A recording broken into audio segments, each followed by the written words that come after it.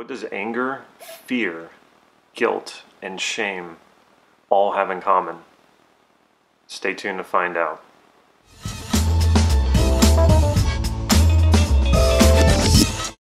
Overcoming anger, fear, guilt, and shame. So what do these all have in common, other than they all feel unpleasant? What they all have in common is there is nothing wrong with experiencing any of these feelings, though it may feel very wrong when you're experiencing them. These are nothing more than an alarm for your system to let you know that something's wrong. And that's a very, very positive thing. So when you experience fear, guilt, shame, or anger, know that that is a healthy system, that you are a healthy system being alerted to something that needs to be taken care of, that needs to be fixed, that needs to be resolved.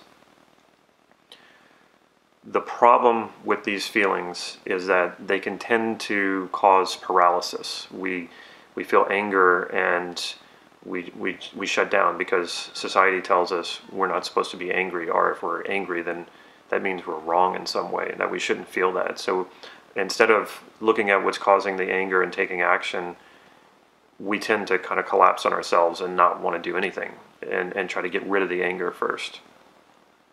And fear obviously causes paralysis in most of us.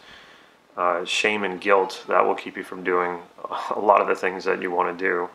It makes you feel bad about yourself, so you don't do anything about it. Well, that's the main problem with these feelings, is that they were never meant to be prolonged. They were never meant to continue on. They're only there to wake you up to a problem. The problem that then happens is we don't do anything about it, and then we carry these emotions for a long time, and the more we carry them, the worse they get. Anger will turn into bitterness. Shame and will turn into a feeling of worthlessness. Guilt will turn into self-hatred. Fear will turn into paranoia. And if you're not suffering in any of these ways, good. Surely you know people who are. And I know I've suffered this way. I've carried these feelings for years, different ones for different time periods, and I know plenty of people who do. And there is nothing noble or of value to suffering like this.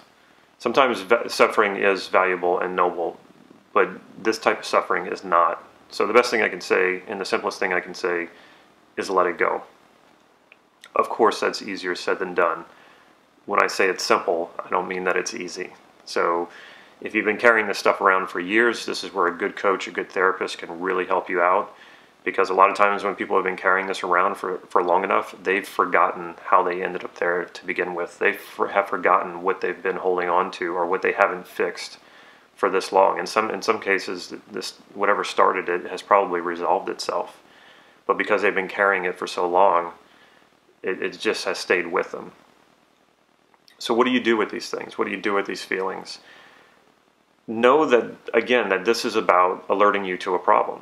So this is your opportunity to find out, what is this about? What is it alerting you to, and what do you need to do about it? And then do something. Take action. Fix the problem. Do it immediately, and then let the feeling go. The feeling is not supposed to persist. The feeling is just there to let you know it's time to do something. So find out what it is, go fix it, be done with it, let the feeling go. Now you may be saying, well, what if there's nothing I can do about it? What if it's a set of circumstances I don't have control over? In that case, then be very clear that you don't have control over that situation. And if you truly don't have control over that situation, what do you have control over? What you have control over is your own, what's inside you. Viktor Frankl, a hero of mine, wrote Man's Search for Meaning, found happiness in a concentration camp. Could he control that he was in a concentration camp? No, he couldn't. But he could control what was inside of him. And he decided he was going to be happy. And no one could take that away from him. So even though you might be in a situation where you feel like you don't have control over the circumstances, then even more so, let that go. If you really don't have control over the circumstances, Anger is not going to serve you. Fear is not going to serve you. Shame or guilt are not going to serve you. So let those feelings go. And focus on what you do have control over, which is your own well-being, your own happiness, your own feelings. And again, maybe I'm making this sound simple, and it is simple. It's not necessarily easy. So when one of these feelings arises, or more than one, sometimes they come in combination, what do you do about this? First of all, thank yourself. Thank yourself for being a healthy system that is alerting you to a problem that needs attention. This is called gratitude, and this is an awesome place to start in resolving a problem. Imagine that you feel some anger, you feel some shame or some guilt or fear, and instead of retracting or collapsing or going into paralysis, you stop and give thanks and gratitude to yourself for doing that. That is a reframe that will change your life, I promise you. So when you experience something like that and you reframe it with gratitude, it almost resolves the problem right there. In some cases, it probably will. So thank yourself, then get clear about what you're being alerted to. And leave personalization out of it, leave feelings of worth, or the self-worth stuff out of it as much as you can, because that'll just trip you up and that'll mess with your head.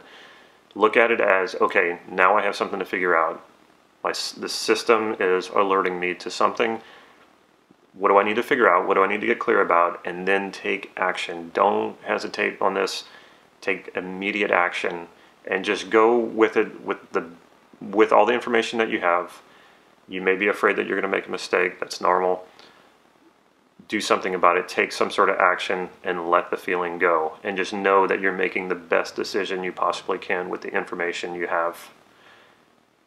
Hindsight is easy. We can look back and say, oh, I should have done this or I should have done that. Well, yeah, when you have the new or additional information you didn't have before, of course.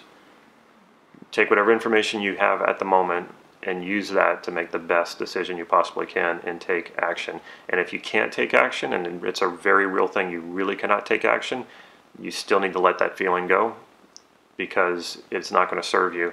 And if you really can't take action, then there's no point in being angry about it, or fearful, or shameful, or guilty. This will save you years and years of suffering. Again, I know this from personal experience, and I know this from family members and friends and people I know. It will do you no good to suffer and carry these feelings around that were never meant to persist, only to alert you. Check out our website, nlp-gym.com.